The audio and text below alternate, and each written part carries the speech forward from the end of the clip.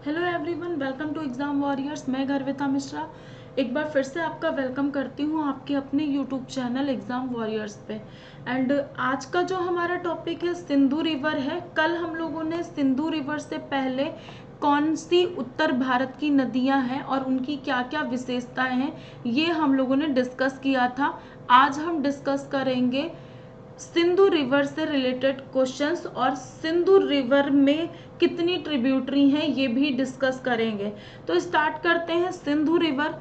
और सिंधु रिवर की उत्पत्ति कहाँ से हुई, उद्गम कहाँ से हुआ, तो कल ही बता दिया था। ये आपकी सिंधु रिवर है जो यहाँ से जा रही है, ये आपकी सिंधु रिवर है। इंडस सिविलाइजेशन इसी के किनारे थी, इसलिए उसको पौराणिक नदी भी कहा जाता है और भारत का नाम इसी रिवर के नाम पर रखा गया था। ठीक है। सिंधु नदी का उद्गम स्थल कहाँ है? तिब्बत में मानसरोवर झील के निकट चेमांग युंग डुंग ग्लेशियर से है। चेमांग युंग डुंग ग्लेशियर से।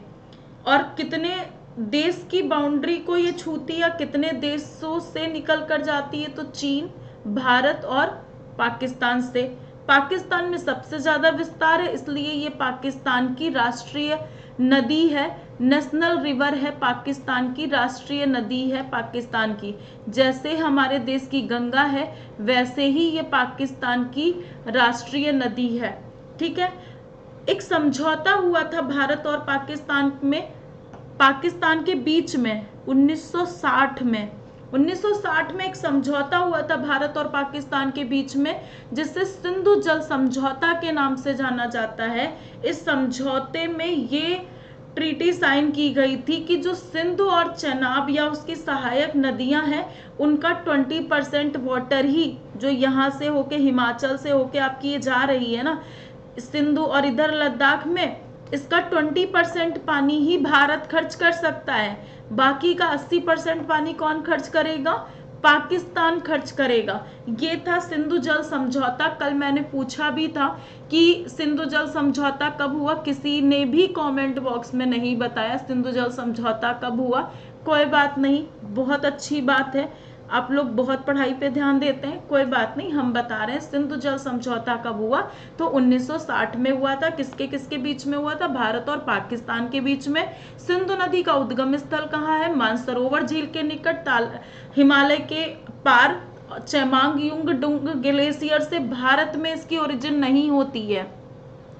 सिंधु की सहायक नदियां कितनी हैं? तो सिंधु की 5 सहायक नदियां हैं। इनके नाम भी पूछे जाते हैं कि इनमें से कौन सी पंच नद के नाम से नहीं जानी जाती हैं, या फिर इनमें से कौन सी सिंधु की सहायक नदी नहीं है। सतलज, व्यास, रावी, चेनाब और झेलम, ये सिंधु की 5 सहायक नदियां हैं जिन्हें संयुक्त रूप से पंच नद कहा जाता है।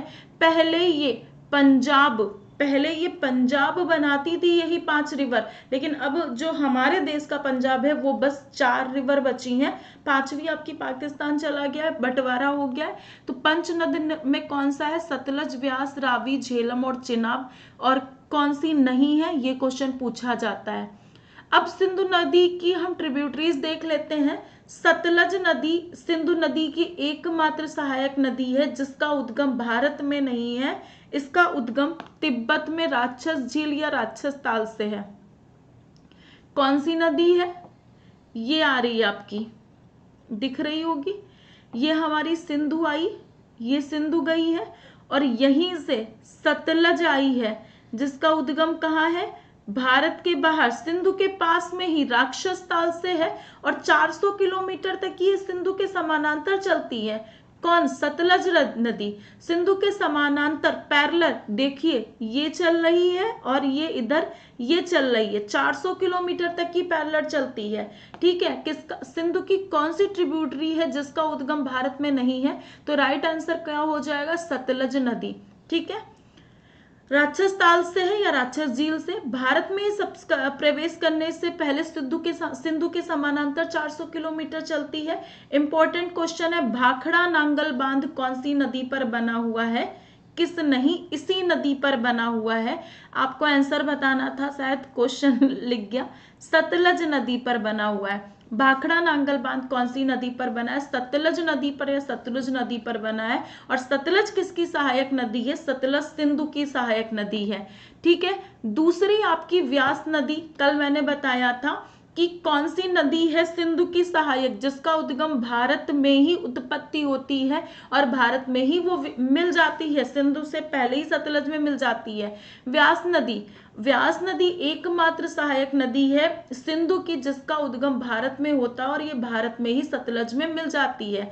इसका उद्गम हिमाचल प्रदेश में रोहतांग दर्रे या फिर रोहतांग पास से, आप समझते हो, पास से है।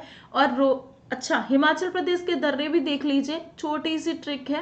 हिमाचल का रोहित बड़ा शरारती है। हिमाचल का रोहित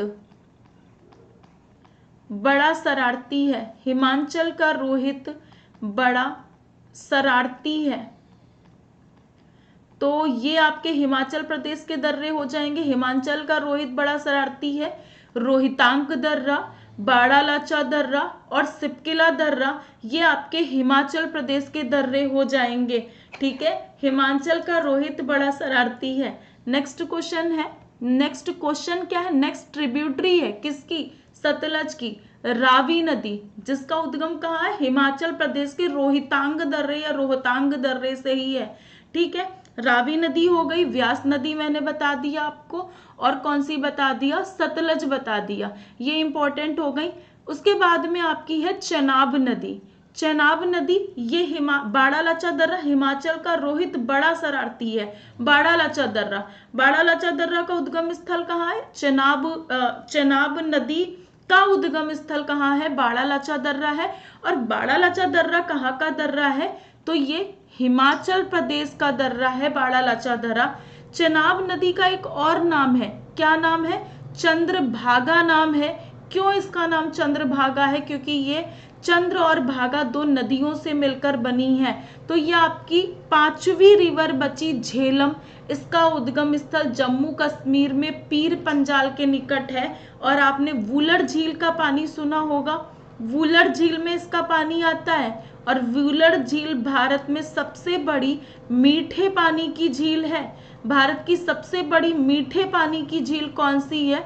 वुलर झील है। कहाँ स्थित है? जम्मू कश्मीर में स्थित है। आपके लिए क्वेश्चन है कि विश्व में सबसे बड़ी मीठे पानी की झील कौन सी है? विश्व में सबसे बड़ी मीठे पानी की झील कौन सी है? ठीक है, तो यहाँ पर हमारा सिंधु नदी से जितने भी डाउट्स हो आप पूछ सकते हो मुझसे, कमेंट बॉक्स में आपको रिप्लाई मिल जाएगा। विश्व में सबसे बड़ी मीठे पानी की झील, अगर आपके पास डाउट है तो आप मुझसे पूछ सकते हो कमेंट बॉक्स में। अदरवाइज मैंने अपनी तरफ से सारे डाउट्स क्लियर कर दिए हैं सिंधु नदी से रिलेटेड, जो अभी तक की आपको समझ में नहीं आते होंगे, और इसको पढ़ने के बाद में वो शायद आपके सारे डाउट क्लियर हो गए हों। तो वीडियो को लाइक जरूर कर दीजिएगा। मैं क्वेश्चन लिखे दे रही हूँ। मीठे पानी की झील सबसे बड़ी, मीठे पानी की झील सबसे बड़ी